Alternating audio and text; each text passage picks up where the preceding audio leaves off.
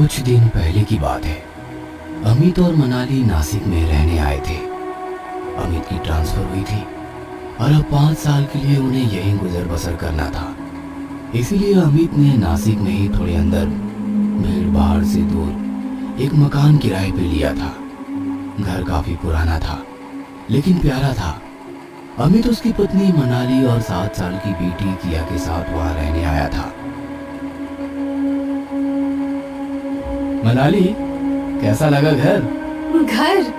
ये तो महल है, महल। हाँ, जरा पुराना है लेकिन बहुत ही सुंदर है। और हाँ, यहाँ ऊपर के कमरे को छोटी सी बालकनी भी है। चलो देखते हैं।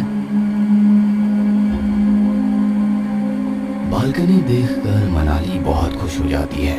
ओह वाह, कितनी अच्छी बालकनी है।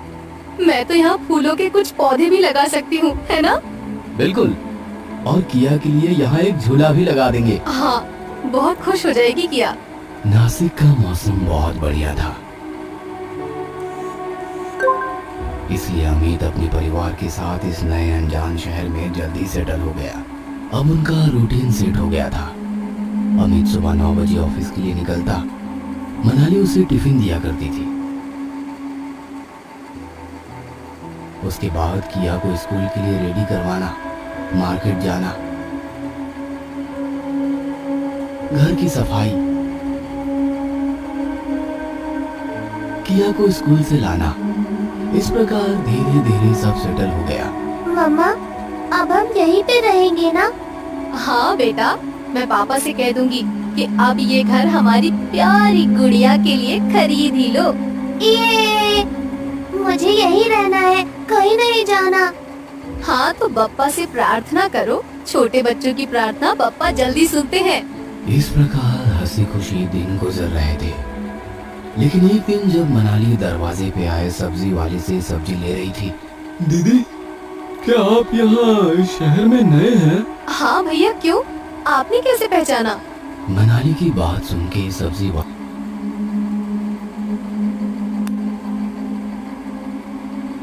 थोड़ा परेशान सा दिखता है। उसे पसीना छूटने लगता है। वह डर डर के घर को देखने लगता है। भैया, क्या बात है? आप ऐसे क्यों पूछ रहे हैं? नहीं, कुछ नहीं, ऐसे ही। फिलहाल तो किराए पे है, लेकिन हम ये घर खरीदने की सोच रहे हैं। बहुत ही शांति और सुकून है यहाँ। मनाली की बात सुनकर सब्जी वाला बिना पैसे लिए वहाँ से जल्दी जल्दी भाग जाता है। सुनिए, सुनिए भैया, आपके पैसे तो ले लीजिए। अजीब आदमी है। उस दिन रात को जब अमित घर लौटा तो किया सोई हुई थी और डाइनिंग टेबल पर खाना खाते खाते मनाली ने ये किस्सा अमित को सुनाया। बहुत ही अजीब बात है ना? हाँ, मुझे भी ऐसा ही लगा। खैर, जाने दो, शायद किसी टेंशन में होगा बेचारा। हाँ शायद, लेकिन तुम किसी पे ज्यादा भरोसा मत करना। हम यहाँ नए हैं। हाँ, तुम टेंशन मत लो। अमित, क्या तुम्हारी इस मकान मालिक से कुछ बातचीत हुई क्या? हाँ, अरे सॉरी, मैं बताना ही भूल गया। उन्हें ये घर बेचना है। सच? ओह, ये तो बहुत बढ़िया खबर है। और तभी किचन से कुछ बर्तन गिरने की आवाज आती है। अमित और मनाली चौंक जाते हैं। अंदर जाकर देखते हैं तो सब कुछ अपनी जगह पर ठीक ठाक है। अरे, यहाँ तो सब पहले जैसा है। फिर क्या गिरने की आवाज आई थी? तभी किया वहाँ दौड़ती हुई आती है। उसके हाथ में छोटा सा टैब था जिस पर वो कुछ गेम खेल रही थी। पापा, मैंने दुश्मन को मार दिया। ये लो, तुम्हारी शेरनी उठ गई और हमें डरा भी दिया। इस प्रकार अमित और मनाली के दिन हंसी खुशी अच्छे से गुजर रहे थे। किया भी एकदम अच्छे से सेट हो गई थी, मानो उसे अब यही हमेशा के लिए रहना था। तभी एक दिन अनहोनी हो जाती है। मनाली अपने रूम में कुछ काम में व्यस्त थी। किया अचानक किचन में आती है और मनाली को पुकारने लगती है। किया के हाथों में एक कांच का फ्लावर पॉट और बगीचे से लाए कुछ फूल थे। मम्मा, ये देखो, कितने प्यारे फूल है आपके लिए। मम्मा, कहाँ हो आप? अरे वहीं रुको, मैं आती हूँ। और ऐसी ही हड़बड़ी में किया के हाथों से कांच का फ्लावर पॉट जमीन पर गिर के टुकड़ों में बिखर जाता है और सारे फर्श पर पानी फैल जाता है। तभी किया की चीख सुनाई देती है और किया वहीं बेहोश होकर गिर जाती है। चीख सुनकर मनाली दौड़ती हुई वहां पहुंच जाती है। किया, किया, किया बेटा, आंखें खोलो, क्या हुआ तुम्हें? मनाली टूटे हुए फ्लावर पॉट को देखती है और अचंभित हो जाती है, क्योंकि किया चीजें तोड़ने और फोड़ने में एक्सपर्ट थी और वो सब करके उसे बड़ा आनंद मिलता। उठो बेटा, इट्स ओके, मैं तुम्हें नहीं डांटूंगी, उठो। मनाली किया के मुंह पर पानी छिड़कती है और किया होश में आ जाती है, लेकिन बड़ी ही डरी डरी और सहमी हुई थी। मनाली उसे उठाकर बेडरूम में लेके वहीं सुलाती है और सोच में पड़ जाती है। कमाल है, आज किया को क्या हो गया? अजीब बात है, हमेशा तो चीजें तोड़ने फोड़ने में उसे मजा आता है। तभी किया नींद में बड़बड़ाने लगती है, हाथ उठा के किचन की तरफ इशारा करके कुछ कहने की कोशिश करती है। मम्मा, मम्मा, वहाँ क्या हुआ बेटा? स्कूल बहुत बड़ा था, लेकिन इतने सारे बच्चे पढ़ने आते। यहाँ हमारे अलावा और कोई नहीं है। किया मनाली से चिपक जाती है। लगता है महंगा फ्लावर पॉट टूटने की वजह से ये डर गई है। सो जाओ बेटा, कोई बात नहीं, सो जाओ। मनाली किया को थपथपा के बेडरूम में सुला देती है। अगले दिन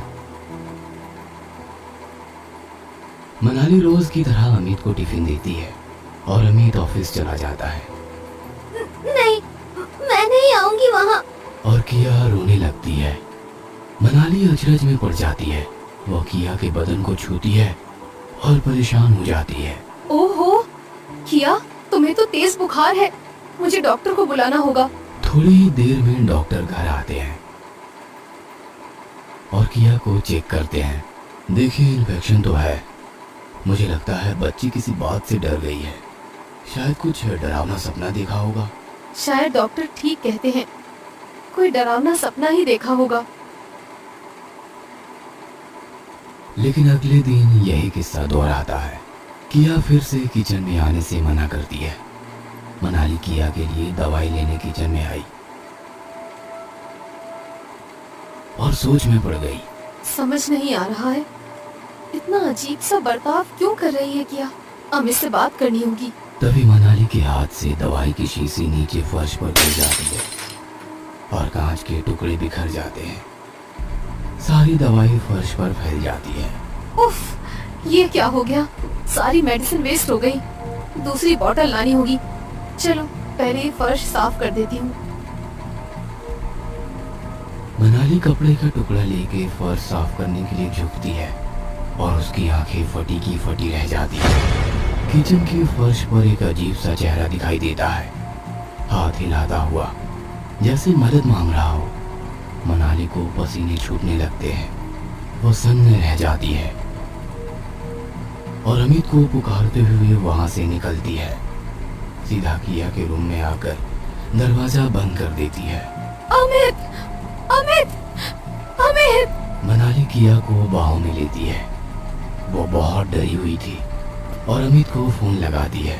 अमित, अमित प्लीज जल्दी घर आ जाओ। क्या हुआ? सब ठीक तो है? मैं तो अभी अभी ऑफिस पहुंचा हूँ। प्लीज तुम जल्दी घर आओ प्लीज। अमित हड़बड़ी में घर लौटता है।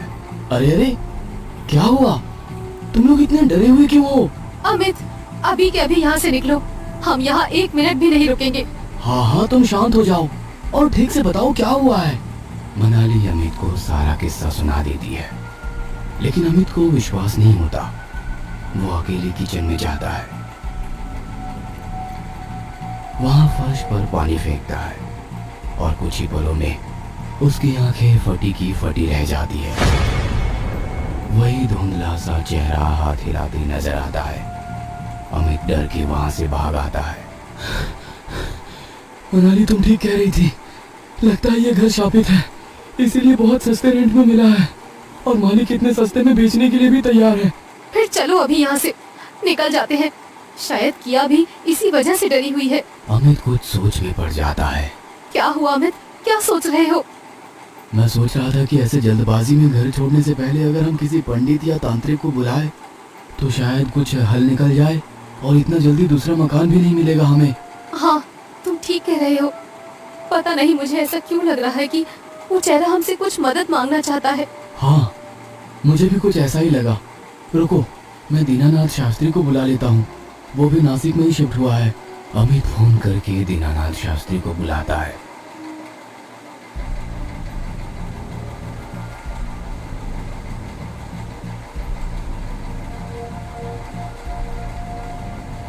और उन्हें सारी बातें बयां करता है।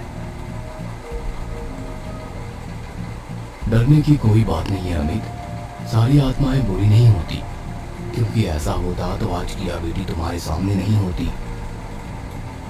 शास्त्री किचन के फर्श पर पानी फेंकता है और तभी फिर से वो धुंधला सा चेहरा हाथ हिलाता हुआ दिखाई देता है। शास्त्री उससे बात करने का प्रयास करते हैं। कौन हो तुम? हमसे क्या चाहते हो?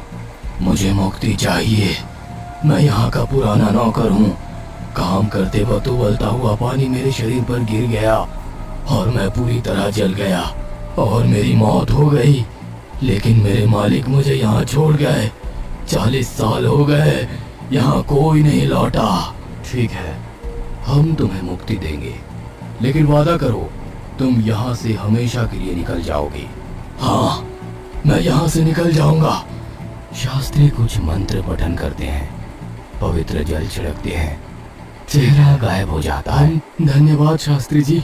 कोई बात नहीं, अब तुम शांति से यहाँ रह सकते हो। शास्त्री चले जाते हैं और अमित मनाली भी रिलैक्स हो जाते हैं। फिर से उनका रूटीन शुरू हो जाता है, बिल्कुल पहले जैसा। और एक दिन अचानक किया की चीख सुनाई देती है। मम्मा! हॉल में चाय पी रहे अमित और मनाली किया की तरफ दौड़ते हैं। किया बाथरूम के बाहर बेहोश होकर गिरी दिखाई देती है। अमित और मनाली डर के मारे चौंक जाते हैं। किया, किया, क्या हुआ बेटा? उठो, उठो बेटा, उठो। तभी अमित और मनाली का ध्यान बाथरूम में लगे आईने में जाता है और दोनों हक्का बक्का रह जाते हैं। दोनों के पसीने छूटने लगते हैं। आईने में एक बहुत ही डरावना औरत का चेहरा दिखाई देता है।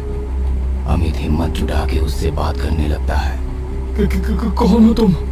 क्या क्या चाहिए तुम्हें? क्या तुम्हें भी मुक्ति चाहिए? वो डरावना चेहरा जोर जोर से हंसने लगता है।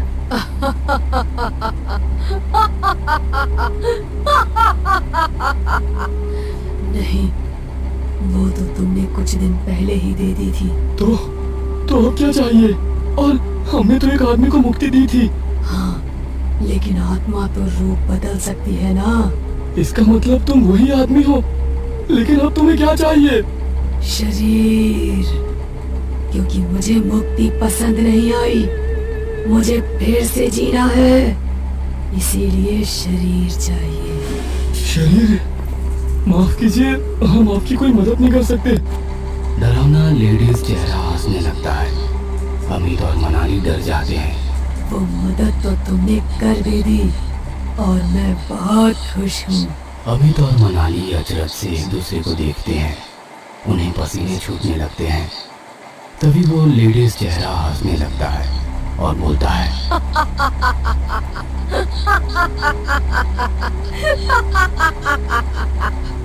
मुझे शरीर चाहिए था और मिल गया मुझे, वो भी इतना जवान और खूबसूरत। अब मैं हमेशा आपके साथ रहूंगी। अमित और मनाली चौंक जाते हैं और एक दूसरे को देखते हैं। तभी पीछे से आवाज आती है। दोनों मुड़कर देखते हैं और पानी पानी हो जाते हैं। मम्मा, मम्मा, अब मैं आपको परेशान नहीं करूंगी। आपको छोड़ के कहीं नहीं जाऊंगी।